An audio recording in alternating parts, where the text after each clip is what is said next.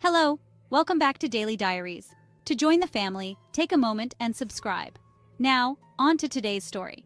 Tom Quinn, a man who can never seem to keep Harry and Meghan out of his mouth, has been quoted saying, King Charles will issue the traditional invitation to Harry and Meghan to spend part of the summer at Balmoral, but safe in the knowledge that Harry and Meghan will make their excuses and decline. Did you notice how Quinn has depicted King Charles as this perfect father who wants to do nothing but have a relationship with Harry and Meghan?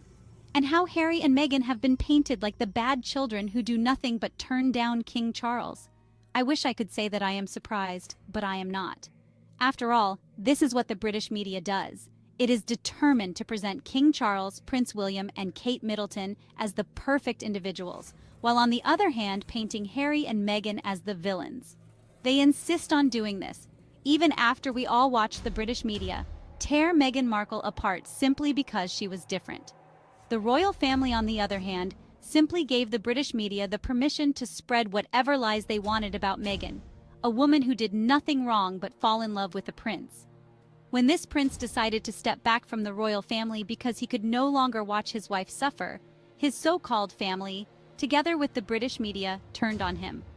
So whether the invitation to Balmoral Castle is true or false, can you really blame Harry and Meghan if they turned it down? Before we dive deeper, let us take a moment and listen to James O'Brien as he takes us back the memory lane. Two women, both married to princes, in the same family, doing the same thing, reported in the same newspaper. One of them, pregnant Kate tenderly cradles her baby bump while wrapping up her royal duties ahead of maternity leave. The other one, why can't Meghan Markle keep her hands off her bump? Experts tackle the question that has got the nation talking. Is it pride, vanity, acting, or a new age bonding technique? Love to the family. Here's another one. You ready? Kate's morning sickness cure. This is nice. Two women, same family, both married to princes, both got morning sickness. No, I beg your pardon. Both. Well, I'll read you the story. Both in the Express, this one, which I think technically still qualifies as a newspaper. Kate's morning sickness cure, ? Prince William gifted with an avocado for pregnant Duchess. Isn't that lovely? So the story had been reported that Kate was suffering from morning sickness, and therefore a friendly member of the public who believed, I think it's an old wives' tale, that an avocado, well, I am probably the only person in England who still calls an avocado pear, an avocado would be a good cure for morning. Isn't that sweet? Another headline, same newspaper. Meghan Markle's beloved avocado linked to human rights abuse and drought. Millennial shame. That's a story about avocados. One avocado has been linked to Kate Middleton. Kate's morning sickness cure. Prince William gifted with an avocado for pregnant Duchess. Another avocado is linked to Meghan Markle. Meghan Markle's beloved avocado linked to human rights abuse and drought. Millennial shame. And the other point, of course, which I've forgotten to mention is, I guess I've got a couple more of these examples that are truly breathtaking, the baby bump and the avocado so far. But the tradition would be for a quid pro quo. So I think Harry's big grievance, and he talks about this in the book, in Spare, his big grievance is that they felt that they were just being hung out to dry and that these stories were not being pushed back against. There was nothing in the palace machinery that was protecting them in the way that it would have protected his brother and his wife. Would anyone blame Harry and Meghan if they turned down each and every invitation they got from the royal family? I know I wouldn't. I am glad that Harry turned down the invitation to Hugh Grosvenor's wedding. I am glad that since leaving the royal family, Meghan has never gone back to that place except for Queen Elizabeth's funeral, and I hope Harry and Meghan keep turning down the invitations. Why do I say this? As James O'Brien reminded us, the royal family let the British media get away with painting everything that Meghan Markle did in a completely negative light, but when Kate Middleton did the same thing, she was the oh-so-perfect princess. The royal family did not stop this even when they saw that it was affecting Meghan's mental health, even when Harry begged for their help. King Charles, the British media's epitome of a perfect father, stood by and watched as Harry and Meghan suffered. And why did he do this?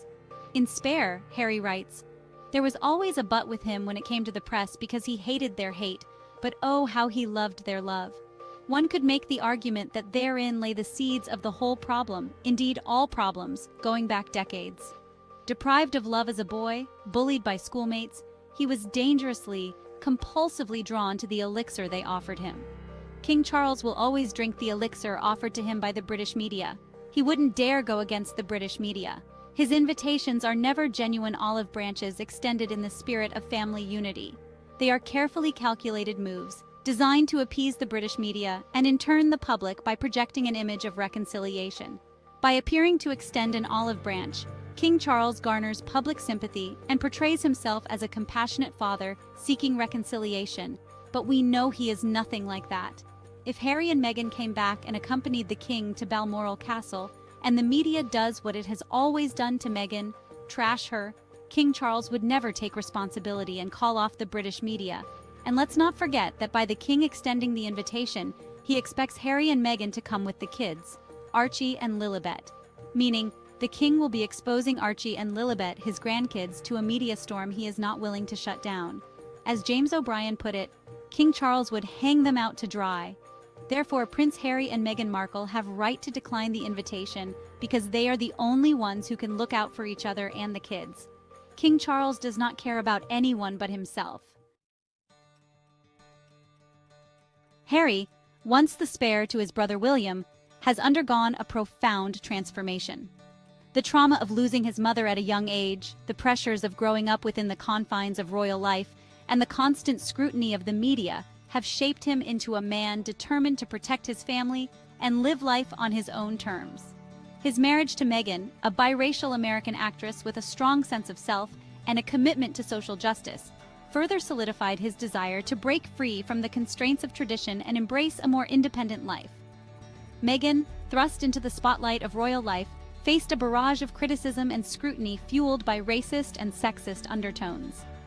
Her experiences exposed the darker side of royal fandom and the challenges of navigating a deeply entrenched institution with its own set of unwritten rules and expectations. Despite the challenges, Meghan remained true to herself, using her platform to advocate for causes she believed in and challenging the status quo. Their decision to step back from their royal was them prioritizing personal happiness and mental well-being over the demands and luxuries of toxic and selfish institution. But the royal family was not willing to fight for Meghan. Harry realized that when it came to the royal family, you are family when you are serving them and doing everything they tell you to.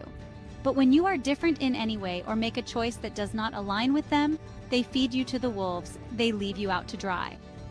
Harry did not just put distance between the monarchy and his family, but he realized that if he didn't save them, the royal family together with the British media was not going to stop until what happened to Princess Diana happened to Meghan. Harry and Meghan will continue to not just stay away, but keep their kids, Archie and Lilibet, as far away as they can from King Charles.